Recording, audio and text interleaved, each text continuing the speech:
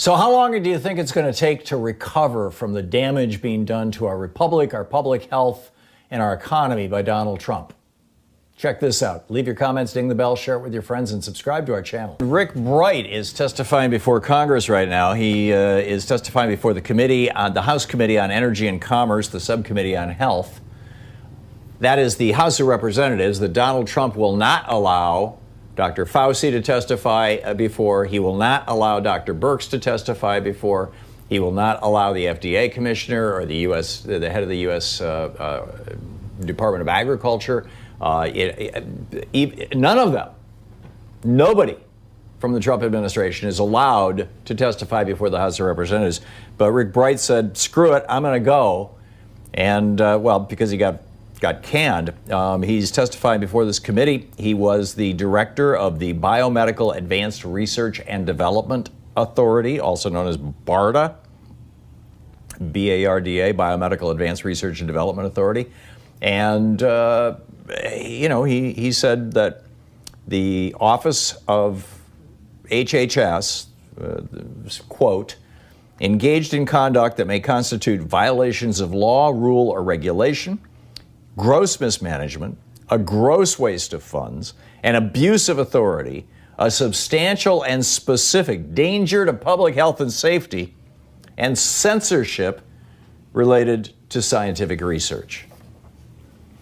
Debbie Dingell, Congresswoman Debbie Dingell of Michigan, tweeted this morning, had we listened to experts like Dr. Rick Bright, we could have been following the path of countries like South Korea, which have largely contained the outbreak. By the way, just for reference, South Korea has in the neighborhood of 300 deaths in the whole country through this whole time.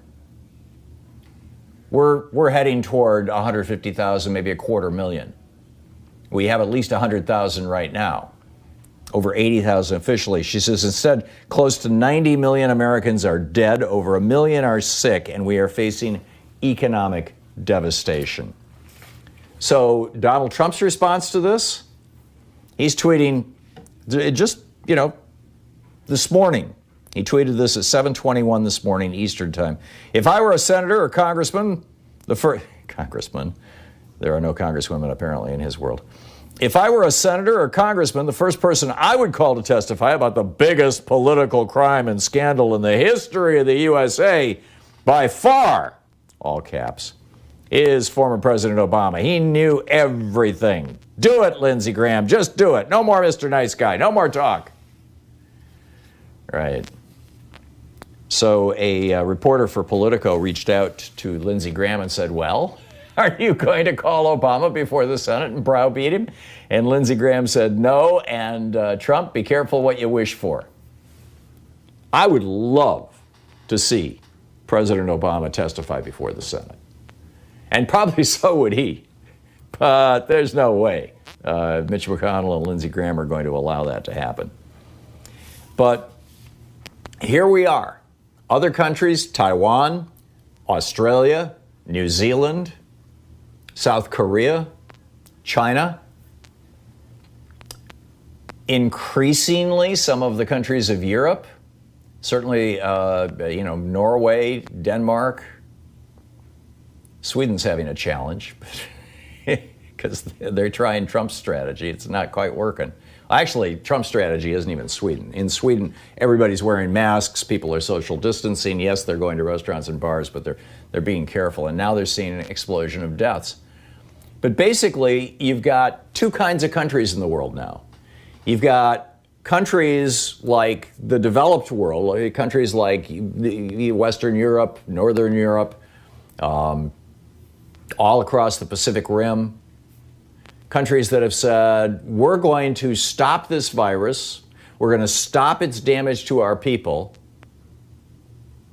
and if possible, we're going to eliminate it. I mean, New Zealand and Australia are on path right now to become literally totally virus-free. And China is claiming that most of their country is completely virus-free right now.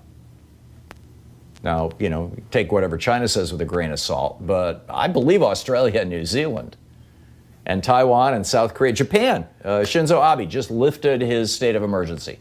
So outside of eight cities that still have problems, but the country as a whole, no more state of emergency in Japan. They've got this thing under control, or they're getting there. So that's the strategy of most of the developed countries in the world.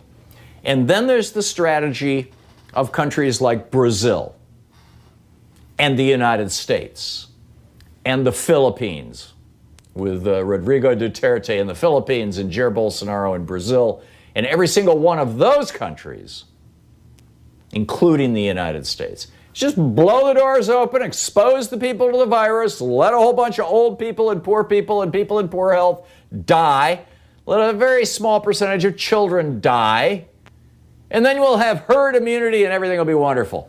Well, this is a brand new virus. We have no idea how herd immunity works for this virus. We have no idea how many people have to get it and die from it. This is a huge medical experiment that Donald Trump is doing on us that has already killed 80,000 of us, has sickened over 1.25 million of us. And you get, when you talk to people who, Amy Vanderpool's Shuro newsletter this morning, she was talking about how, she was blogging, live blogging basically, having the virus. And that was weeks ago. And she still can't catch her breath. I mean, it's just mind-boggling. This is serious stuff. But to add insult to injury, we discover where this strategy, this so-called scientific strategy of just blowing the country open, where this originated. We just learned this morning, or last night. It was reported by the Financial Times that Jared Kushner told Trump, now this would have been back in January or February, very early on, when people like Dr. Rick Bright, the guy who's testifying before Congress right now, was literally saying up the chain of command in his department and all the way through HHS, he was saying, we need to get ready.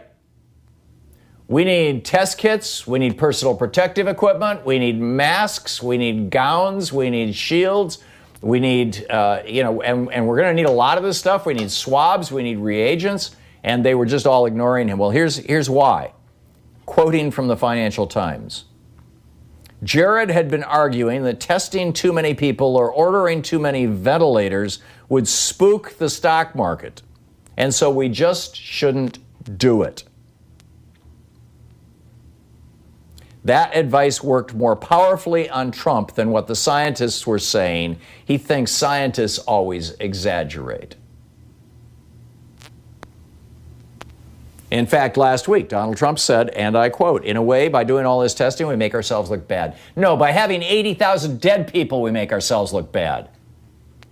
And now you've got the Fed chief, Jerome Powell, saying that this cratered economy could remain bombed out for years if the Republicans in Congress don't do something. The Democrats are proposing a $3 trillion stimulus. It ain't enough, but it's a start, or it's a start to a start. But the Republicans are saying, no problem. You've got countries, the countries that have taken this seriously, the countries of Northern and Western Europe, are keeping their unemployment, and Australia, New Zealand, Taiwan, their unemployment, South Korea, Japan, all of them are keeping their unemployment rates below 10%. Most of them are keeping their unemployment rates below 6%. But in Trump's America, no, we got 25% unemployment. We are 4.5% of the world's population. We got a third of the world's coronavirus cases and a quarter of its deaths. Which raises the question I present to you. Will the next president be able to undo Donald Trump's damage and the GOP's damage in just a few months? Is it going to take years? Or might it take decades? I'm kind of voting for decades.